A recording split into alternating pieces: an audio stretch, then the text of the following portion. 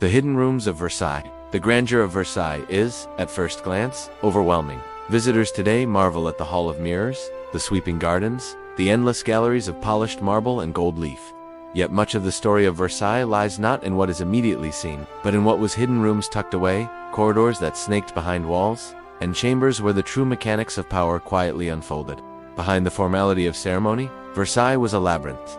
The palace had grown over time, each addition layered onto the last, producing a maze of private staircases and concealed doorways. What appeared from the outside to be a perfect symbol of order and symmetry was, within, a place of complexity, improvisation, and secrecy. Take, for example, the king's private apartments.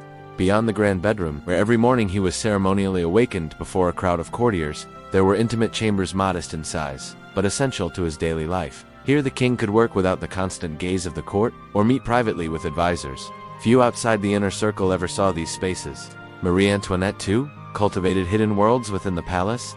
Behind panels in her apartments were secret passages that allowed her to escape from the rigid protocols of court life. In these retreats, she entertained close friends, played music, and even planned moments of quiet solitude away from the prying eyes of the court. To her critics, these hidden rooms symbolized conspiracy and indulgence. To her, they were simply survival.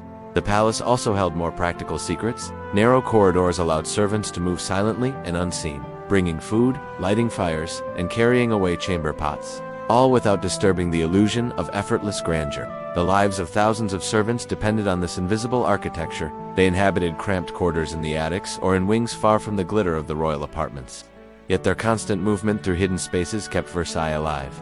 There were also stories, some verifiable. Others whispered of clandestine meetings in back chambers, of affairs conducted behind hidden doors, of plots that began in shadowed corners. Versailles was both stage and backstage, its grand theater of power, always dependent on the hidden machinery behind the curtains. These secret rooms remind us that Versailles was not just a palace, but a living organism.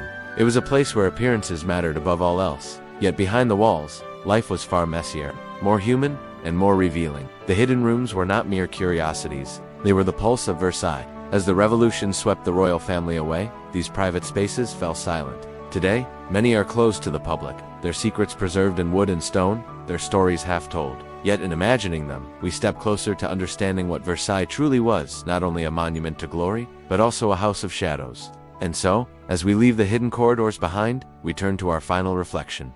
What did life at Versailles truly mean, for both the exalted few and the countless many?